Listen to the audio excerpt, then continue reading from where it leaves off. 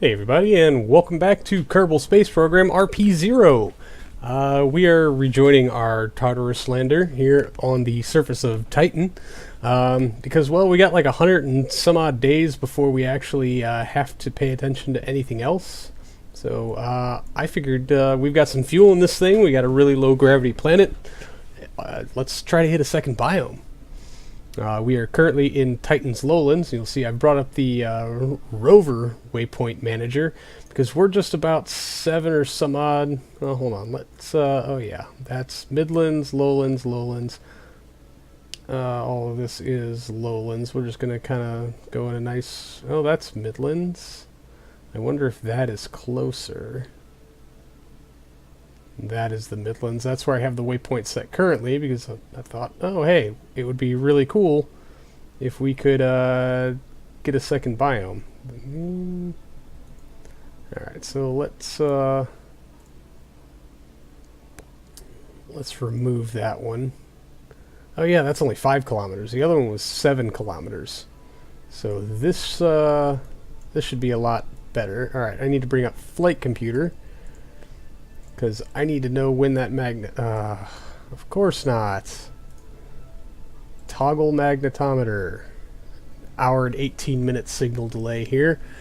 But so we're going to use that magnetometer retracting as a cue for our launch. Per the landing gear, I don't really know what happened. I just reloaded from the save and got into the game, and the landing gear was deployed, which makes me pretty happy. I thought we were going to have to fire somebody because our landing gear didn't work. Anyway, so we hope to be airborne shortly after that magnetometer retracts, which means we should collect some flying science, which I don't believe we got last time. But just in case. I mean, I'd rather have it and not need it. Review. Alright, we'll hit review, and then log. Record, log. So hopefully we should be in flight by the time all of this is happening. Analyze telemetry. And I think that's pretty much all we've got. I will need my Delta V stats. I'm just going to crowd the entire thing here with a bunch of useless windows because I need these two up just so I can get that line. That line pointing over there is what I really need. So, alright, we're just gonna fast forward a little bit and wait for our magnetometer boom to retract. I can't unlock those just yet. We can go into a much faster time warp. We've got very limited time to do this while we've got satellite coverage. I mean, and by limited, several hours. I think we were able to get like 3 transmissions back and forth last time we had a satellite fly overhead. The Kronos orbiter. Alright, come on. Yes, it will pop me out of time warp automatically. Alright, let's unlock our fuels. Well, yeah, our thrust to weight ratio is like 5 or 2. Why aren't we leaving the ground? Well, this is an interesting conundrum.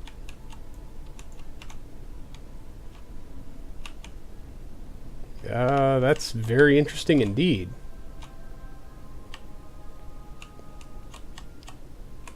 We were certainly able to affect some change before. Well, yeah, that's nice. Reset. We're going to get at least one in here that's a refurbish.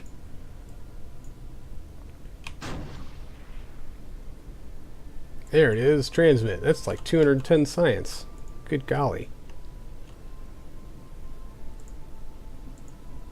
Well, that's something. How are these engines performing? Thrust 0 kilonewtons. That is very interesting. Specific impulse is also 0. Why is that happening? Alright, well, I'm going to take a quick save and reload and hope that maybe some of this ridiculousness has sorted itself out. So give me just a couple of seconds here.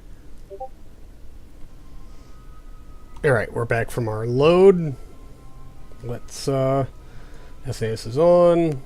Engine should be good. We've got our waypoint to follow. Let's bring flight computer back up. Okay, let's get rid of that flight computer. It's no longer relevant.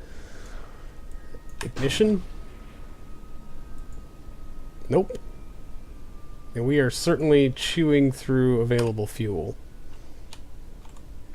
Yeah, that's funny. Thrusters seem to have some sort of impact here. I don't know what is just pinning us to the surface. We should have we got a 2.37 thrust to weight ratio. That's super interesting. Dang it. There goes my whole plan for the day. That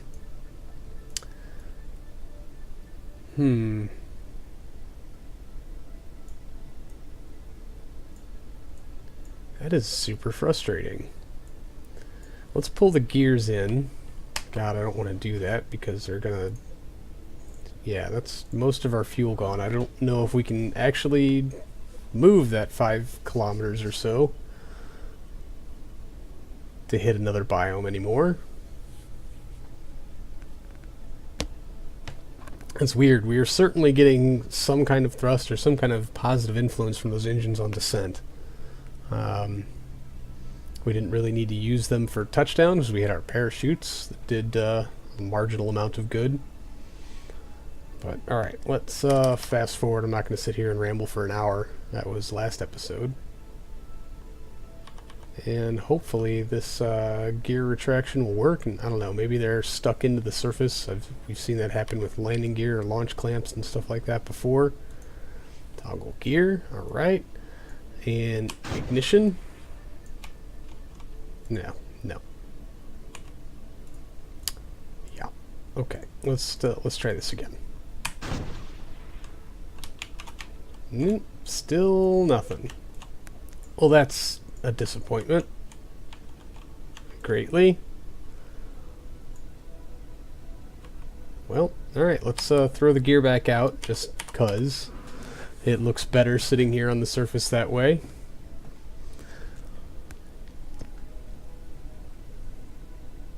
They actually work. Bounce.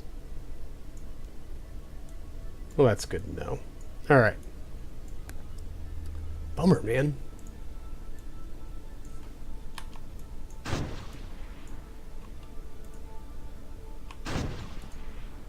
And now it doesn't even look like they're going anywhere. It's gonna tell me that fuel something. Yeah, propellant requirements not met. Great. Alright, well, I guess I'm gonna have to find something else to do. Alright, so, in the interest of finding something else to do, I am in the VAB, and I have loaded up this craft, which is actually from the Challenge Accepted miniseries. This was the station building shuttle. I did call it the Shuriken Mark III. It proved itself pretty well, and actually extraordinarily well as far as like putting things into orbit.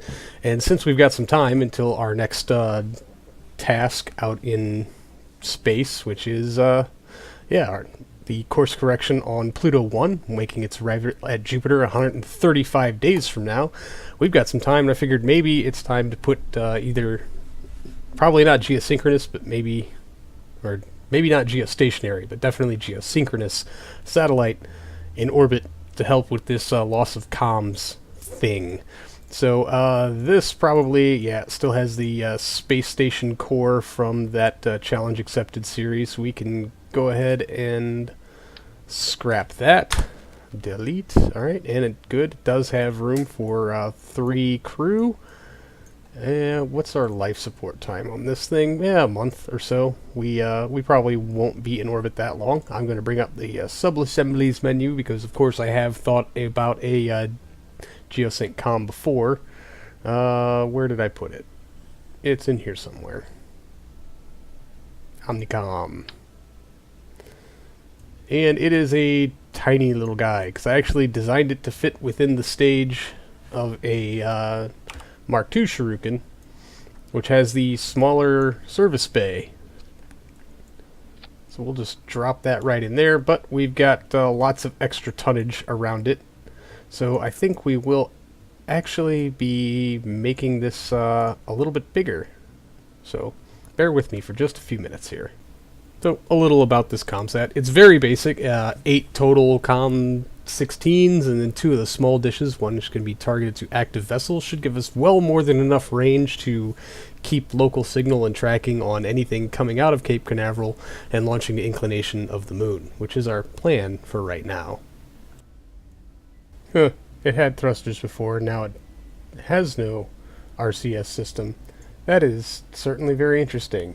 Did I... Nope, that is certainly it. Okay, well, we gotta put some thrusters on board here. That would certainly be helpful, wouldn't it? And by all that, I mean, I swear that when I built this and then saved it into the subdirectories folder, that it had thrusters on it already. Which is why I'm a little confused as to why they're not here, unless they were here and they've just been absorbed into the fuel tanks as I was expanding them, because now I have more room to work with than I did when I initially designed this to go up on a Mark II Shuriken, in which the cargo bay of which it barely fit.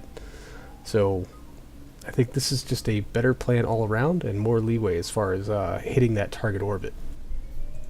Alright, I think that's good enough. We're going to go ahead and add this to our build list.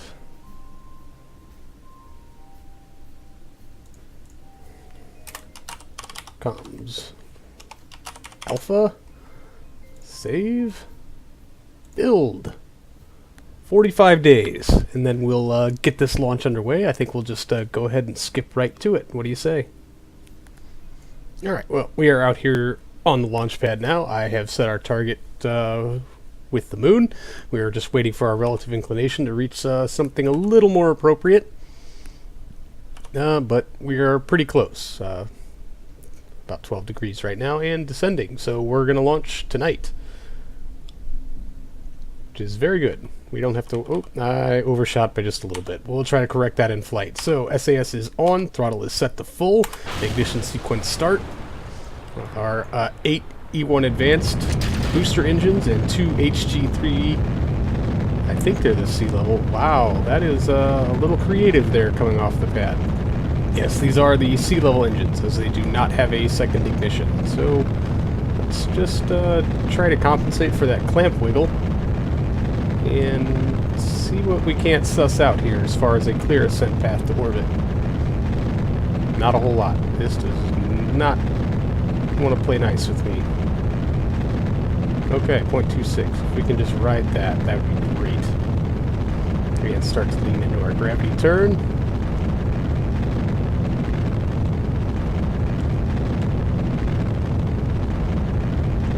Alright, well, I need to focus a lot on flying this dumb thing that I have not flown in many moons. So I'm probably going to be a little rusty as far as shuttle ascent paths are concerned, but I will see all of you in orbit. Knock on wood. Rusty being a little bit of an operative understatement here. This thing, I guess I forgot that I built this thing under a time constraint. That was the point of the challenge. It was a race. And so it's, I mean, it works, just on the very edges of what I'd call marginal. This thing just fights with you the whole way up. I really don't recommend using it if any of you are downloading the ship's folder. Booster set goes clean, and then everything after that is great as long as you don't touch the controls. But the second you do, it does, yeah, it does this. It wants to pitch down, and that is a design flaw that I just chose to deal with on its initial inception instead of correcting, which is something I would certainly try to do now, and something I have written down on my little notepad over here that I'm going to correct for later. The good news is, however, that as long as you can tap up the sound of me tapping on the keys to correct my heading repeatedly, as heard through sped up footage. Anyway, the good news is that this thing was designed to carry 20 tons to low Earth orbit. Its actual capabilities are more in the range of about 22 to 25 tons, which is very respectable for a shuttle of its size and the engines that it is using. So this tiny little Geosat that we are carrying is way, way, way under our weight requirements, or our weight limitations for this, which is going to basically give us a whole crap ton of excess delta V, which is cool because it kind of leaves me room to dream as far as how far I can push this design in the future should I ever decide to go back and correct this engine angle problem. That is certainly very interesting, although I think any future shuttles will probably be utilizing an RS-25 that has a much higher gimbal range than these HG3s. Despite my affinity for these HG3s, as they are just a wonderful engine. Even though they've kind of started failing as of late, they still have a very, very proven, reliable track record in my book anyway. So I do like them, and this pitch down angle is just to maintain the orbit within the terms of the contract. But here's old me to finish it all out. Alright, 315 by 166. We hit cutoff a little later than I would have liked, but man, holy crap, 3.6 kilometers per second still left in the tank. It means if the heat shield would tolerate it, we could put this on a free return around the moon. Or if we had another ignition, or if we just timed the launch correctly. Either way, whichever. Alright, let's get the tank facing back and home and away. I don't think the active decoupling will be enough to deorbit it, but we'll see. I don't think I have any liquid hydrogen on the orbiter itself. Yeah, because I don't have any fuel cells. It's all RTG powered, and it is a lot of RTGs.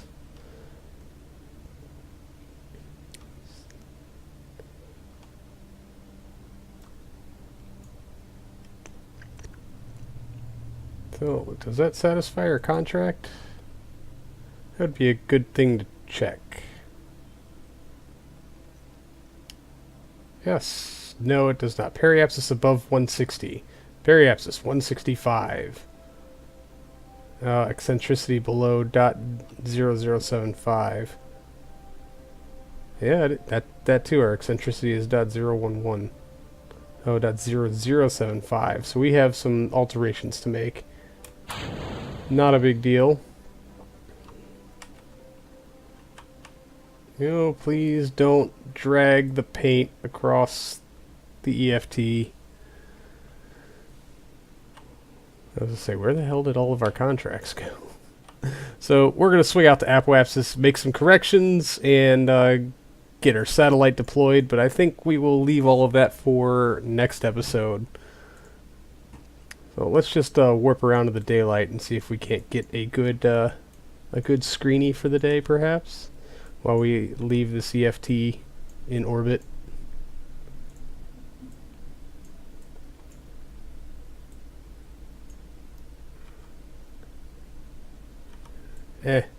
Maybe we'll wait for high noon.